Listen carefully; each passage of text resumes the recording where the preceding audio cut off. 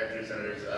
Mike Davis, acting chair of the APP and JGO, which is a labor union representing journalists at the Asbury Park Press, Home News Tribune, and Courier News. I'm going to sound facetious, but genuinely I'm speaking to all the amendments I've had a chance to digest.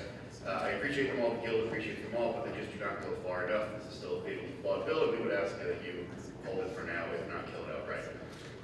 The bill, under the amendments, we are still severely limited in the kind of records and the scope of records that we can obtain, more than we already are today.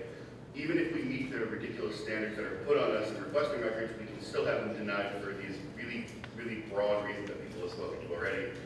Leaving it up to custodians to decide what's considered harassment or what would compromise the integrity of the security system. Those are probably reason enough to tear this bill up. But last time I was here, I gave a number of examples of important journalism that couldn't be done under this bill, and that's still the case, including these amendments. I'm not going to repeat those examples, but I am going to give you more.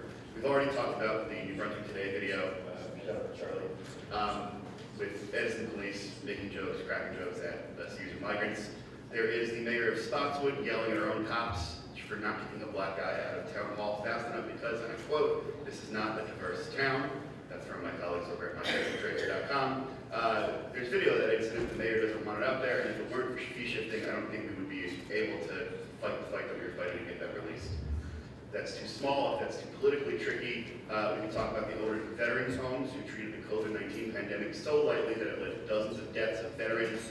I'm sure you are all aware of that situation. I'm sure many of you put out statements decrying it, calling out the horror of it. But under this bill, that work wouldn't have been possible. OPRA allows us to report stories on nameless, faceless LLCs who are completely wiping out the housing market. The old superintendent of the Central Regional School District got paid $200 grand to go away after he leaked out details of students' suicide to a British tabloid.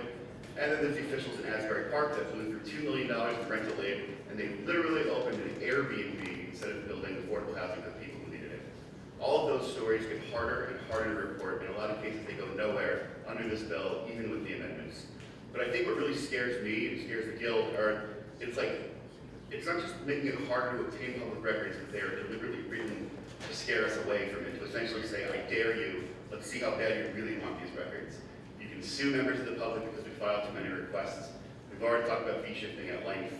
And I understand that there were changes to language and some of this stuff, but it just doesn't go far enough.